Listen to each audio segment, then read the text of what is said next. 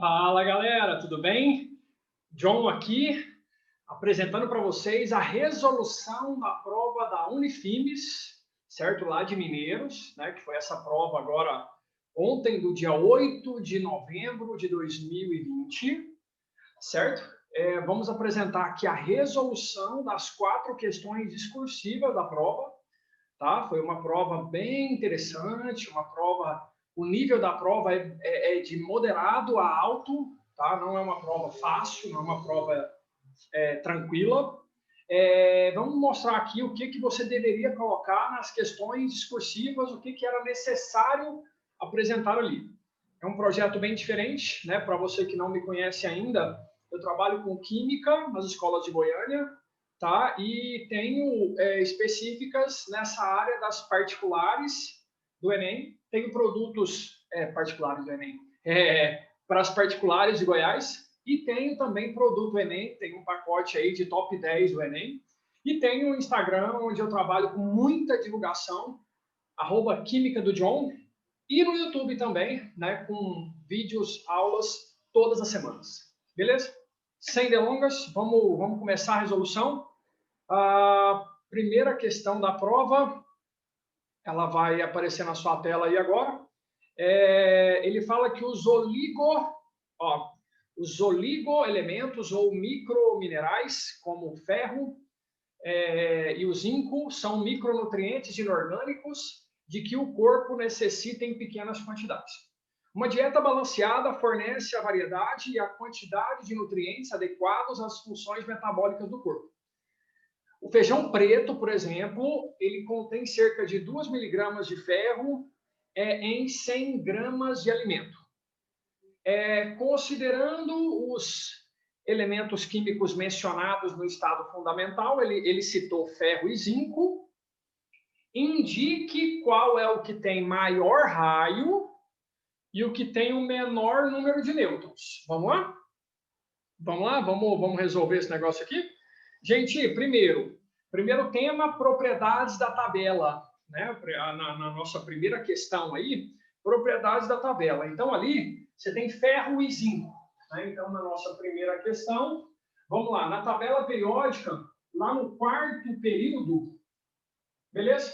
Lá no quarto período da tabela periódica, eu tenho uma tabela aqui na minha frente para me ajudar, o ferro, ele está no grupo 8, beleza? Aqui você tem o ferro, e logo depois dele, lá no grupo 12, nós temos aqui o zinco, beleza? Você sabe, né? Se você não sabe, está sabendo agora, o raio atômico na tabela é uma propriedade periódica que ela tem um padrão de crescimento para baixo, vertical para baixo, só que aqui não interessa o crescimento vertical, porque eles estão na mesma horizontal, eles estão no mesmo período, certo? E para a esquerda. Isso é o crescimento do raio. Beleza? Isso tem a ver com o número atômico, né, gente? O ferro, gente, ele tem um número atômico 26. E o zinco, ele tem um número atômico 30. Então, ele não te perguntou o porquê, né? Ele só te falou assim, ó, quem é maior? Não é? Não foi a pergunta? Quem é o maior? Não é isso? Indique o maior raio. Então, ele não pediu para você explicar. Se você tivesse que explicar, isso tem a ver com o número de prótons, viu? Como eles têm o mesmo número de camadas eletrônicas, 4 camadas, então a espécie que tem maior carga nuclear, certo? A espécie que tem maior carga nuclear, ela atrai mais fortemente os elétrons, então ela vai ficando menorzinha. Por isso que o raio cresce para a esquerda. O raio da espécie ferro é maior do que o raio do zinco, entendeu? Então, numa mesma horizontal, o crescimento do raio é para a esquerda. Portanto, o ferro é maior. Gente, ele não te perguntou por quê, certo? Ele não te perguntou por quê. Era só colocar o raio do ferro é maior que o raio do zinco, certo? Cuidado para você não pecar pelo excesso. Se você pecou explicando, aí você não pecou, né? Você está tentando fortalecer a sua resposta, mas ele não pediu explicações, né? Outra coisa, nesse exercício, ele pede para você, né? Ele te dá assim, ó, o ferro, ele tem ali o número de massa 56. beleza? E o número atômico 26. Então, o número de nêutrons é o número de massa menos o número atômico. Tá? Então, o número de nêutrons aqui deu 30. Ok? Então, o ferro ele tem 30 nêutrons. Tá? E o zinco, que foi fornecido no exercício, ele tem o número de massa 65 e o número atômico 30. Então, se você faz a subtração do número de massa com o número atômico aqui, ó, dá 35. Então, vamos lá. Qual deles tem menor número de nêutrons? O ferro. O ferro possui 30 nêutrons. Aqui mesmo que ele pediu só para indicar, né?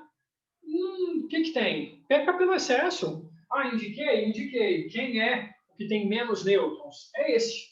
E escreve lá, pô, tem 30 nêutrons, mas provavelmente ele só quer que você indica. Então, qual é a espécie que tem menos nêutrons? O ferro 56. Beleza? Ok? Agora, galera, a letra B, aí ela é mais quantitativa, tá? Isso aqui era propriedades da tabela.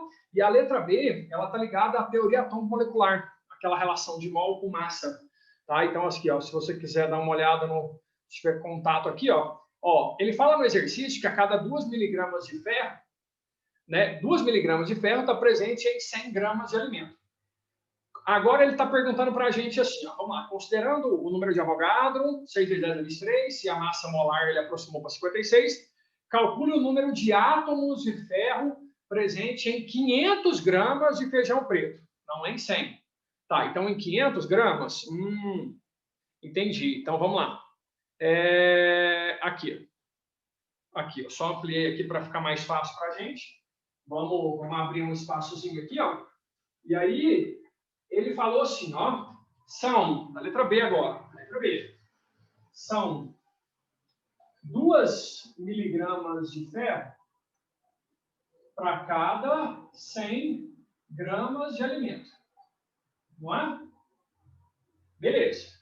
Só que aí, ele pede para avaliar 500 gramas de alimento. Entendeu? Então, na verdade, são 10 miligramas de ferro. Né? Em miligrama, 10 miligramas. Em gramas, se você quiser levar isso aqui para grama, seria 10 vezes 10 a menos 3 gramas. Tá. O que ele quer que você faz com isso? Ele quer que você transforme isso aqui para número de átomos, gente. Número de átomos. Aí, qual que é a recomendação que eu te dou aqui? Ele não te forneceu a massa molar?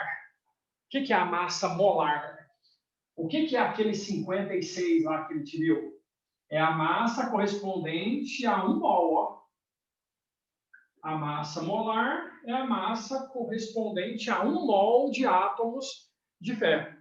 Agora, a pergunta dele é, essa massa aqui, ó, 10 vezes 10 a menos 3, corresponderá a quantos átomos? Isso aqui, gente, você vai ter que trabalhar com uma certa aproximação. Por quê? Porque vai ficar 60 vezes 10 a 20 sobre 56, né? Então, vai dar um pouco maior que 1, certo? Vai dar aí, mais ou menos, né, 1,07 vezes 10 a 20 átomos. Então, nessa amostra de alimento que ele pediu para você avaliar aí, ó, tem um pouquinho mais que 1, né? Ele não pede para a gente fazer muitas aproximações grosseiras, mas eu acho que aí 1,0 alguma coisa, né? Vezes 10 a 20 átomos. É isso. A questão era isso. Ele tem que ver na sua resolução essa regra de 3 aqui, ó. É necessário. E o ideal é que você tivesse respondido depois, né? Numa amostra de 500 gramas de alimento, né? A presença de 1,07 vezes 10 a 20 átomos de ferro. Beleza? Ótimo. Então, a primeira questão já foi. Agora, vamos para a segunda questão. Segunda questão está na tela. Ó. Deixa eu só ampliar um pouquinho aqui. Ó. A segunda questão, gente, ela vai falar aí sobre... você tem 4 líquidos nessas duas fases. É um sistema bifásico, certo? Constituído de 4 líquidos. Sendo que na fase 1, na fase de baixo, é uma solução né? Quando ele fala solução de ácido propanóico, a gente entende que é uma solução aquosa de ácido propanóico, né? Porque o ácido, na verdade, ele só é ácido em água. Faz sentido? Beleza? Então, fase 1, água e ácido propanóico. Ele já vai pedir isso para você. Identifique os componentes da fase 1. Tá? Fase 2. Você tem 2 hidrocarbonetos, 2 alcanos não ramificados, um com 7 carbonos e outro com 9. Qual método de separação de misturas permite separar os componentes da fase 2? Tanã! Viu que essa questão aqui, ó, é propriedade física de compostos orgânicos. Você vai ter que dominar muito, é uma questão predominantemente de orgânica, tá? Então vamos analisar aqui, ó, não é uma questão simples, tá? Não é uma questão fácil. Nessa questão 2, então, o que ele chama de fase 1, vem aqui, ó. O que ele chama de fase 1, vamos anotar isso aqui, ó. Vamos fazer uma interface assim, ó. Fase 1. O que tem na fase 1? Na fase 1 tem 2 substâncias, né? Tem o ácido metietprop, ó. Tem o ácido propanóico, certo? E tem a água. Isso aqui faz uma solução. Esse ácido ele tem uma cadeia pequena, então ele é solúvel na água, tá? Isso aqui forma uma fase só. Essa é a fase 1. Agora, o que está na fase 2, que é menos densa, né? Os hidrocarbonetos são menos densos, né?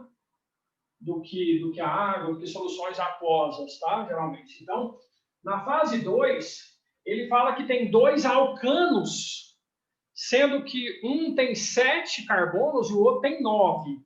Tá? Ou seja, você tem aqui o heptano, beleza? De fórmula C7H16, lembra? O dobro mais 2.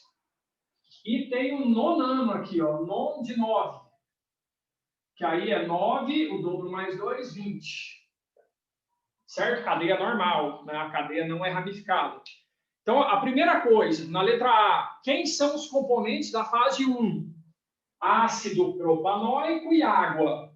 Beleza?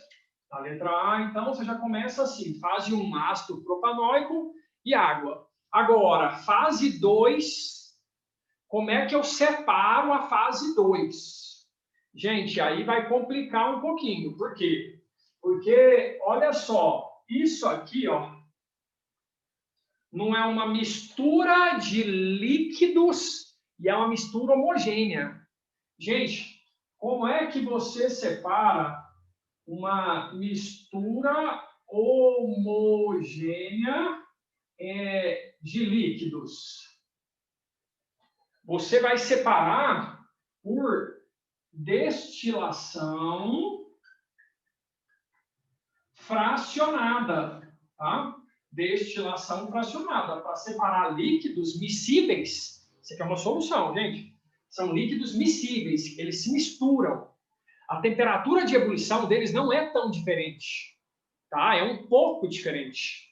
Aqui, ó, a temperatura de ebulição de quem tem 7 carbonos é um pouco menor do que a temperatura de ebulição de quem tem 9, tá, gente? À medida que a cadeia carbônica vai aumentando, aumenta a superfície de contato, entendeu? Então, você vai ter aí um aumento da temperatura de ebulição. Então, esse cara aqui, ó, o C9H20, ele tem uma temperatura de ebulição um pouco maior, entendeu? Então, à medida que você vai aquecendo, esse aqui, que é mais volátil, ele se despreende mais fácil, tá? Então, a pergunta não demanda uma resposta desse tamanho.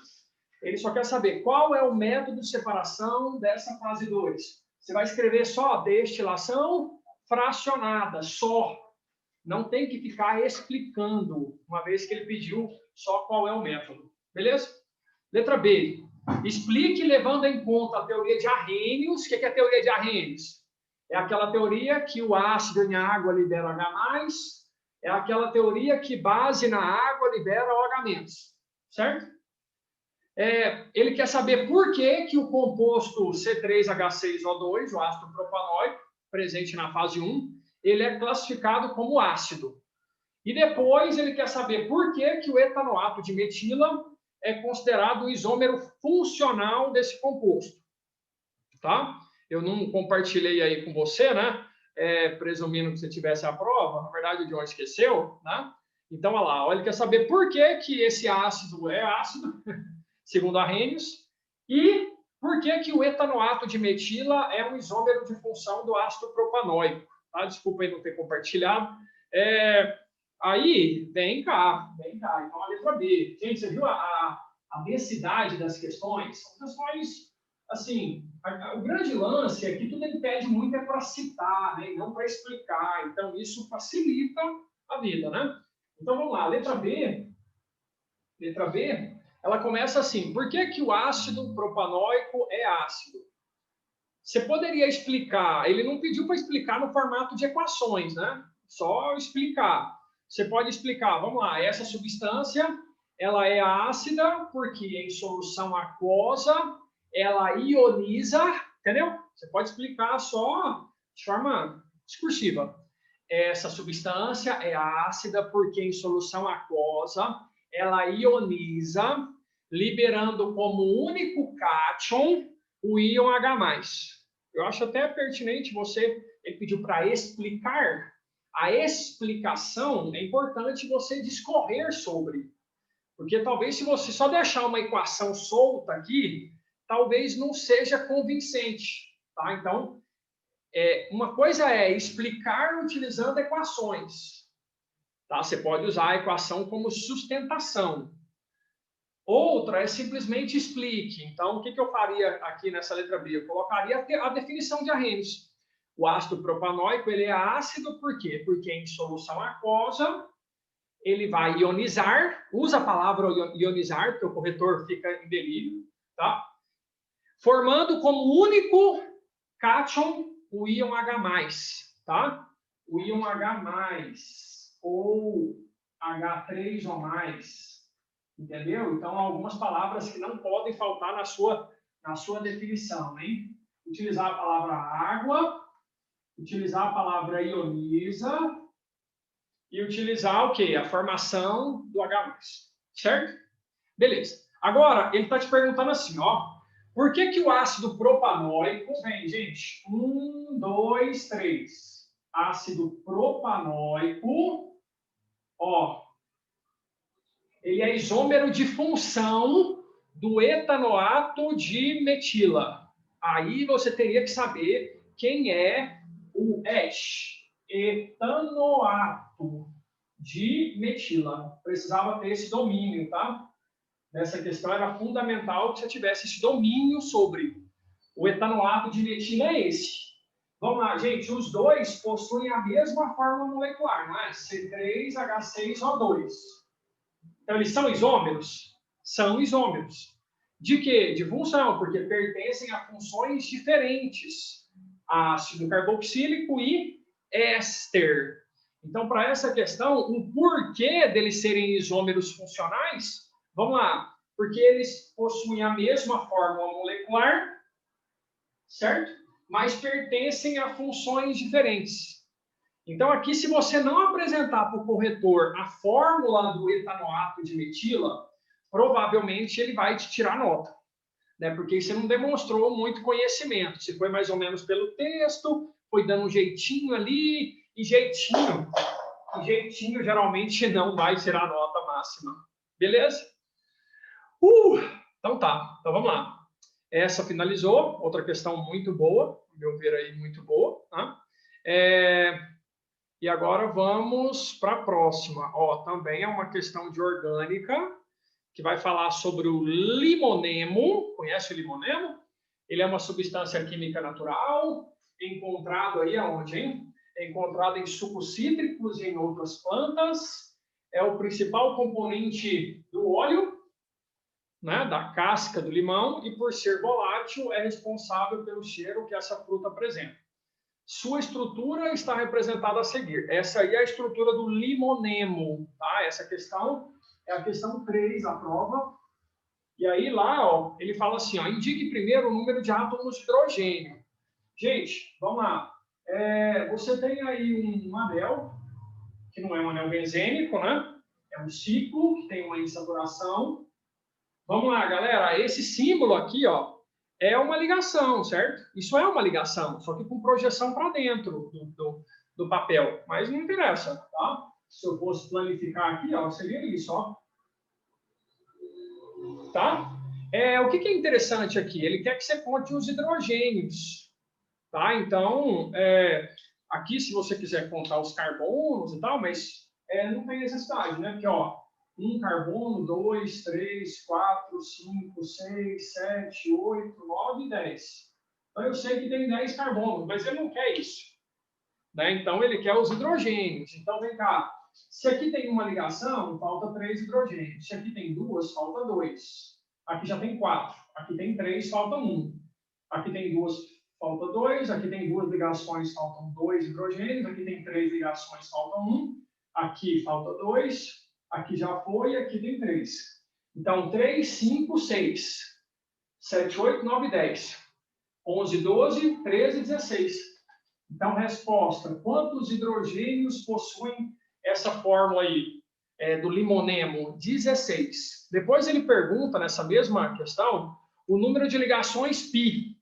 E aí, gente, você tem que lembrar que quando você tem só uma ligação simples entre carbonos, essa ligação é sigma.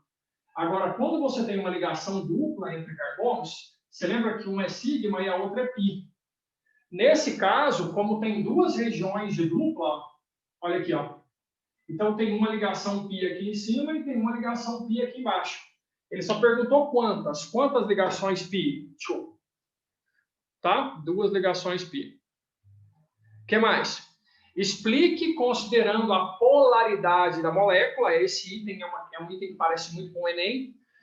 Por que o limonemo ele não é solúvel na água, mas ele é solúvel em etanol? Gente, aqui é muito legal essa discussão, porque olha só, o limonemo ele é um hidrocarboneto, certo? Ele é um hidrocarboneto. E os hidrocarbonetos, os derivados do petróleo, eles são o quê? Essencialmente apolares. Eles são hidrofóbicos. Sim, eles são hidrofóbicos. Então, o que acontece? Quando você pensa no contato dele com a água, não vai funcionar mesmo, não vai se misturar. Por quê? Porque a água ela tem uma polaridade muito alta. Então, lembra, entre líquidos, semelhante dissolve semelhante. Então, um derivado de petróleo, altamente apolar, ele vai se misturar com a água? Não vai, não vai, não há interação para isso. Agora, quando você pensa em interagir com o etanol, vamos lá, presta atenção. O etanol, gente, apesar de ter um grupo OH, tá? O grupo OH, o grupo hidroxila, é justamente a parte polar do álcool. Então, álcool mistura com a água, o etanol mistura a ligação de hidrogênio com a água. Agora, ele quer saber por que esse limonemo consegue dissolver no álcool. Então, vamos lá, não tem que ter nível de semelhança, não tem que ter semelhante, dissolve semelhante? Então, como o limonemo é hidrofóbico, é apolar, ele vai interagir com uma parte apolar. O etanol, ele tem cadeia carbônica. E cadeias carbônicas, cadeias hidrocarbônicas, elas representam justamente a parte apolar do composto. Entende? Então, o etanol, ele tem uma parte apolar. Vamos lá, gente. Etanol não mistura com a gasolina? Mistura. Você não compra gasolina com álcool, com etanol? Então é a mesma coisa que ele cobrou nessa questão. Tá? A gasolina também não é apolar? Então, o limonemo é apolar. Como que eu explico ele misturando com o etanol? Na verdade, ele vai interagir com o etanol usando a cadeia carbônica do etanol. Né? Interação semelhante, dissolve semelhante. Se você, por acaso, citou na prova que isso é dipolo induzido, o nome da interação dipolo induzido, forças de dispersão de London, dipolo temporário, é aceito. O nome da interação entre grupos apolares, forças de dispersão de London, entendeu? Então, se você utilizou isso na sua explicação, e detalhe, esse é um item explique, não é um item cite. Ele já te afirmou, não dissolve na água e dissolve no álcool. Explique. Então, esse item ele deve ser muito errado, né? Se você teria que criar um texto avaliando o que eu acabei de te citar aqui no quadro, e seria muito suficiente. Top 1 do Enem, viu? Esse tema aqui é top 1 do Enem. Pode ficar atento aí. Ok? Mas, John, aqui vai estar ficando grande demais já. Então, vamos lá. E a última questão da prova, né, a última questão aí discursiva da prova, ele vai falar sobre... Opa! Deixa o John abrir aqui de novo. Ele vai falar assim, ó, as atividades humanas intensificam o efeito estufa. Isso eu acho que não é mistério para ninguém, né? E a acidez da chuva, por meio do excesso de gás carbônico, né, que é um óxido ácido. Essa questão já tinha caído algo muito parecido nos anos anteriores, na Unifimes, né? O CO2 produzido pela queima de combustíveis fósseis, como petróleo, carvão mineral, gás natural. Ele fala assim, o metano é outro gás estufa, assim como o gás carbônico, né? Ele é produzido aí das fermentações anaeróbicas, né? Do esgoto, tá? Do lixo, gás do lixo, do esterco, fermentação ali da matéria orgânica, digestão de alguns ruminantes. Ótimo. A letra A já tinha aparecido no Enem em um outro momento, tá? Ele quer saber simplesmente a fórmula estrutural. Foi engraçado, a prova da Unifimes são poucas provas até hoje, né? Com esse padrão do Unesp, altíssimo padrão de qualidade aí, mas ela já tinha cobrado essa parte de fórmula estrutural do CO2. Então, ele quer saber a forma estrutural do CO2 e o NOx do carbono no metano. Né? Bem simples. Ó. Forma estrutural do CO2. O carbono central, não é? Fazendo duas duplas ligações com o oxigênio. Ele não pediu para explicar nada. Ele só quer o esqueleto, e o esqueleto é esse. Certo? Agora, o NOx do carbono lá no metano, ele também não pediu para você explicar nada. Né? Então, aqui, ó, você sabe que o hidrogênio ele tem um NOx mais 1, né? Então aqui daria mais 4, como a soma das cargas, né? Uma molécula eletricamente neutra, como a soma das cargas tem que ser menos 4, então lá no metano, o carbono assume um NOx menos 4. Então, a letra A, gente, acredito que a maioria acertou. Né? Era só montar a forma estrutural e encontrar o NOx do carbono. Tá? Agora, e a letra B? Vamos ver como é que é a letra B? A letra B fala assim, ó, você tem água em um potinho, né, em um tubo, um ensaio, e água com gás carbônico no outro tubo. Água pura, água destilada, vamos dizer assim, né, ela tem pH 7. Agora, se você borbulhar gás carbônico, o pH cai, porque ele é um óxido ácido, vai gerar o ácido carbônico. Porque a adição de dióxido de carbono à água reduziu o valor do seu pH. Então, olha só, aqui você tem que entrar com explicações do nível. O CO2 é um óxido ácido, consequentemente em água, vai gerar o ácido carbônico, fazendo o meio ficar ácido. Se você só escrever isso, é suficiente, tá? Se você quiser, vamos lá, vamos detalhar isso. O CO2 é um óxido ácido, né? Consequentemente, quando você colocar em água, vai gerar o respectivo ácido, que apesar de ser um ácido fraco, ele tem uma certa capacidade de ionizar em H+, e o íon bicarbonato aqui, ó. Então, você viu, em água teve a liberação de H+, né? Isso é Arrhenius, né? Isso identifica que o ambiente ficou ácido. Né? Você viu que o pH caiu? O pH era 7, quando colocou gás carbônico, ele caiu. Por quê? Formação de ácido carbônico e, consequentemente, a sua ionização. Então, você poderia, de novo, explicar através de texto ou através de um suporte de reação. Mas eu ainda gosto da reação seguida do texto, né? Porque aí você elimina qualquer possibilidade de perder ponto, tá? E, por último, o que ele quer saber agora? Ó, ele quer saber assim, ó, considerando que o KW, que o produto iônico da água é 10 a menos 14, calcule a concentração de OH-. John, isso é muito estranho, não é não, John? O meio é ácido e ele quer a concentração de OH-. É, gente, porque, olha só, quando a gente afirma que o pH é 6,4, isso significa, vamos lá, a 25 graus Celsius, tá? Então, vamos, ó, analisa um detalhe aqui, ó. A 25 graus Celsius, a soma do pH mais o POH, por isso que ele falou do KW, dá 14. Então, nesse caso, o POH vai ser 14 menos 6,4. Certo? Quanto dá isso? 7,6. Não é? 7, é isso. Esse é o POH.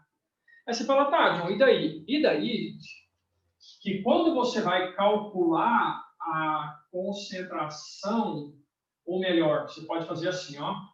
Quando você vai determinar o POH, você faz menos o log da concentração de OH-.